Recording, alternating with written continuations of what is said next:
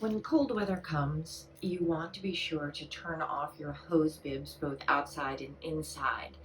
If you don't and the temperatures drop below freezing, the problem that you can have is that the water that is inside the hose bib area and the pipes can freeze, expand, and then you'll end up with ruptured pipes. So the first thing to do, of course, is to locate your outdoor hose bib. Most people have them in the front and the back. So this is my back hose bib. So first of all, of course, make sure it's off, which it is, and then you'll want to detach the hose. Once you've detached the hose, you're going to want to go inside and turn off the hose bib from the inside.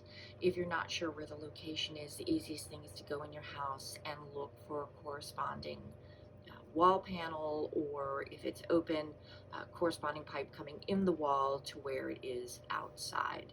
So we're going to go inside and find the shutoff valve for this hose bib. So our hose bib cover is actually a panel in a wall. And if you come inside, if it's an unfinished area, it should be pretty obvious where the handle is. If it's a walled over area with drywall, hopefully a panel has been installed. We actually had to have a panel installed because it was an originally unfinished area that at some point had been finished and they had neglected to put in a panel. So we open the panel and you see we have a lever handle.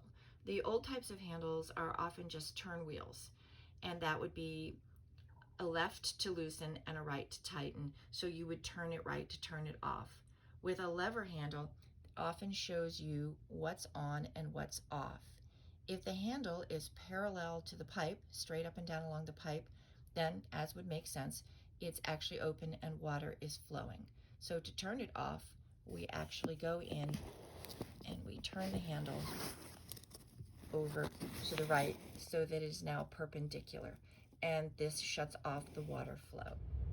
This is actually the other hose bib shutoff valve in our house, and as I said, this is the old-fashioned kind that is the turn of the wheel, and this you would turn to the right to tighten it to shut off the water flow. So once you have drained all of the water from the exterior, then shut off the valve, turn it right to tighten, and you should be good to go for the winter. If you have interior bleeder valves, you should open those to make sure any additional water is out of the system.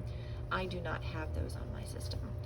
If for some reason you cannot find your shutoff valve on the interior, or if you would like some extra protection, never a bad idea, you can get these covers, these caps, that they are styrofoam filled. You hook them on to this area of your hose bib and you can tighten them onto the wall, and this will provide insulation over the winter. So it's never a bad idea to have extra protection and insulation for your hose bib, because the last thing you want is to have those pipes burst and have to deal with that issue. So good luck and get prepared for winter.